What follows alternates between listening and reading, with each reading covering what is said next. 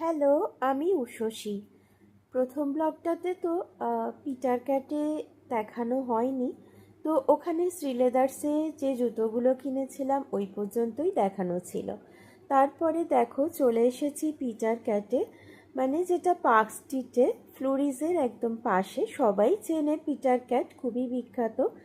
তো ওই আগের ভিডিওতেও বলেছিলাম যে যখন মেডিকেল কলেজে পড়তাম তখন থেকেই পিটার ক্যাটে আসা যাওয়া ছিল।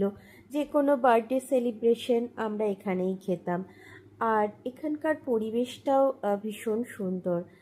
তো প্রথমে তো ফার্স্ট ফ্লোরে বসছিলাম, কিন্তু পরে ওখানকার লোকজন বলল যে ফার্স্ট ফ্লোরে নয়, আপনারা সেকেন্ড ফ্লোরে বসুন।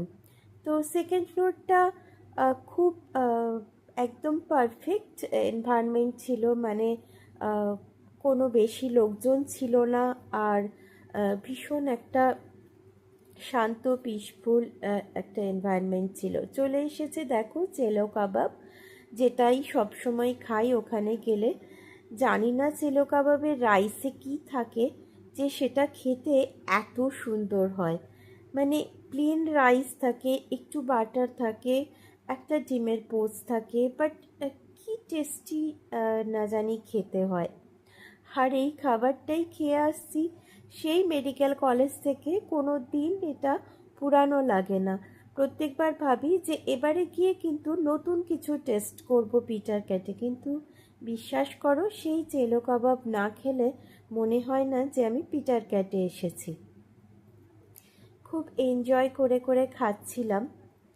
আসলে দুদিন ধরে খুব ঠান্ডা লেগেছে, তাই শরীরটা এই আজকেই হলো একটুখানি ঠিক আছে, না হলে বোধহয় কালকে হলে বেরোতেও পারতাম না, এত স্নিজিং হচ্ছিল।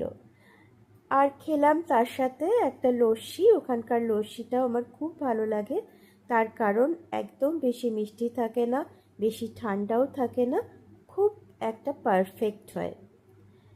এই তারপরে বেরিয়ে দু একটা ফটো তুলেছিলাম পিটার ক্যাটের সামনে, তারপরে ঘরের উদ্দেশ্যে রওনা দিলাম। ফিরতে ফিরতে ওই 8:45 হলো। আজকের জন্য এইটুকুই।